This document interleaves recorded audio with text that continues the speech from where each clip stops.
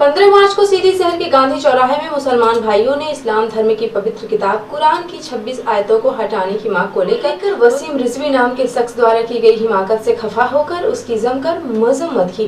गांधी चौक में मुसलमान भाइयों ने वसीम रिजवी के पुतले को लेकर उसके खिलाफ जमकर नारेबाजी की और उसको दलाल का तमगा दिया।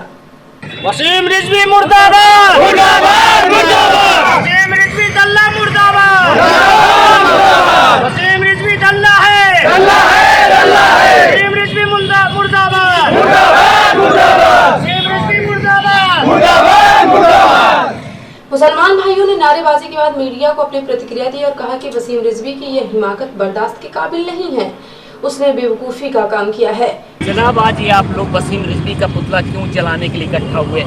वो तो आपको भी मालूम है, सभी को मालूम है कि उसने एक ऐसी नापाक हरकत की है जो एक पवित्र किताब है पूरी दुनिया के लिए, जिसे कुरान कहते हैं। ये दुनिया की वाहिद किताब है जो आसमानी किताब है इस वक्त सही सलामती के साथ। और भी किताबें हैं लेकिन उनमें तहरीफ हो चुकी हैं, लेकिन ये वाहिद किताब है जो ऑथेंटिक है और हर चीज़ का डिटेल्ड एक्सप्लेनेशन इस किताब में मौजूद है। और उसने कहा कि इस किताब की 26 आयतों को हटा दिया जाए, यानी आप अपनी ज़िंदगी से अपने बच्चों को सुधार नहीं पा रहे हैं, उनकी जो है वो जो ज़िंदगी है उसको नहीं बदल पा रहे हैं और आप कुरान की आयत को बदलने चलें। तो आपको कुरान को पढ़ने की ज़रूरत है, उसके स्टडी की ज़रूरत है। और कुरान तो दरस इबरत है, पूरी दुनिया के लिए रहमत है, हिदायत है। कुरान खुद कहता है हुदल लिन्नास, कुरान जो है वो लोगों के लिए हिदायत है।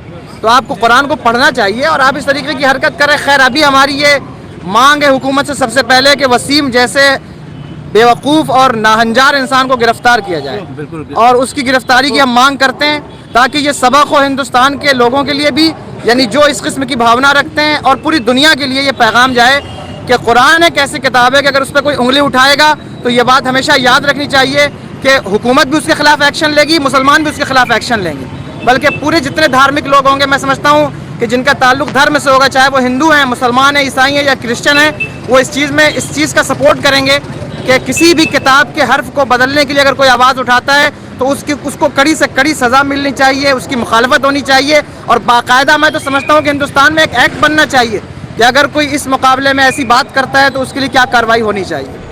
आज वसीम रिजवी का पुतला इस बात पे जलाया गया कि 1500 वर्ष से ऊपर हो गए इस्लाम के धर्म को चलते हुए, और वसीम रिजवी जैसे नासमझ और मूर्ख दिमाग के लोग कुरान में आयतों का सुधार के लिए कह रहे हैं, जबकि ये बात पूरा दुनिया और पूरा विश्व देख रही है और जान रही है कि उसमें अगर कोई सुधार की बात होती तो आज 1500 वर्षों में कोई ना कोई व्यक्ति ज़रूर कहता, लेकिन आज तक उसमें कहीं एक बिंदी की सुधार की बात नहीं आई।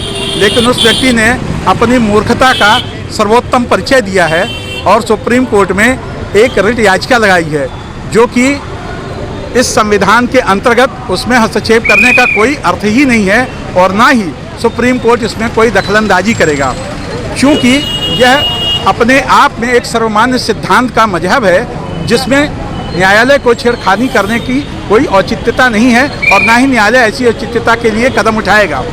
इसलिए उसके इस कहना चाहिए कि नामाकूली और गलत बातों के लिए ये विरोध है अल्पसंख्यक विकास कमेटी मध्य प्रदेश का, और पूरी कमेटी और पूरा मध्य प्रदेश, यहाँ तक कि विश्व स्तर में विश्व के लोग भी इस बात की आलोचना कर रहे हैं। मात्र वीडियो को अपनी प्रतिक्रिया देने के बाद मुसलमान भाइयों ने वसीम रिजवी के पुतले का दहन किया और उसके खिलाफ अपना आक्रोश जाहिर किया।